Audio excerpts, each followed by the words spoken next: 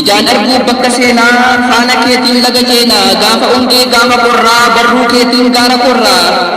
daandii dheeraa qoraaf gannaa ati jirtaaf tarkaanfannaa ilkee qoraattii qara gobaa waraanamtee dhiiga cobaa ilma deemta gahuuf galmaa bakka xiiqii bakka qalmaa bakka deebuu bara kumaa bakka faajjii bakka gumaa dabqillee sirraa coccobu shuruun siin sossobu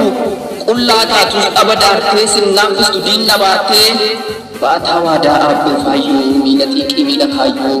hidhaa keessan lootuu teessuu abdii kutachuun dandeessu sosochootee dhidhiittattaanii hidhattanii miidhattaa dhiiga keetiin karaa dhiqxaa galma kaayyoo tachisiqxaa dhibee sabaaf si dhukkubaa hafuurri kee dachee gubaa eelaa baattee utuu argamtuu bakka kosiitti hin argamtu bakkaan ga'uuf kakuu qaataa si ukkaamsunuma kaataa si kuffiisunuma baataa namni dhaqeef gabaan dhabdu haala laaltee karaa maqtu fuuldurri kee dhagaas ta'u tarkaanfiin kee hin daanga'u mixiin fofoftee akka arbaa si dhowwitus karaa darbaa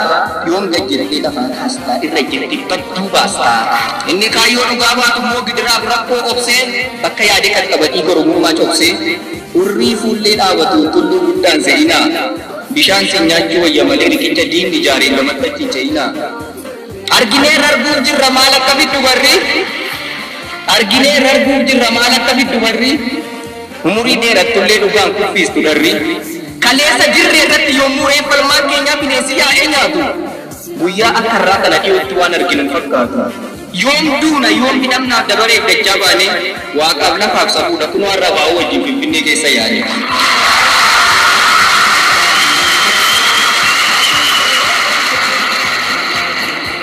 yaa lammii koo yaa warra wajjin duunee yaa warra wajjin cabnee yaa warra utuu qabnu waan baay'ee wajjin dhabnee yaa warra gabrummaa jibba gidirfamuu filannee yaa warra lafee keenyaan daandii dhugaa jirannee lammii koo gaafa xiiqii lammii gaafa mararree baga guyyaan kun dhuftee baga jaawwat agarree guyyattiin har'aa kuni kan utaallee gammannu araabaa oromoo baannee umurii keenya keessatti ni dhufti jennee yaanne dubbachuuf natti ulfaate jechas nan dhabe oomaa waaqatti aansitanii warri kanaan dhugeessan ulfaadhaa galatoomaa galatoomaa wareegamtoonni lubbuu keessan laattanii bilisummaa nu nyaachisuuf warri biyyoo nyaattanii galatoomaa hooggantoonni umurii bara keessan qabsootti wareegdanii kaayyoo oromoo ganamaa warri dhiigaan eegdanii yoo barriif namni darbellee qabdu seenaan dabarree gaafan qalannu isin qabsootti jirtu kanuma sin agarree otuu akka nama tokkootti maatiif ijoollee wajjin daldaltanii qorattanii jiraachuu dandeessanii oromoo bilisoomsuuf gammoojjii onaa keessa bara meeqa teessanii yommuu guyyaa walakkaa alaabaa dhiigaan bitamne diina fuuldura dhaabna galatoomaa siniin jechuu malee kan biraa jecha hin qabnu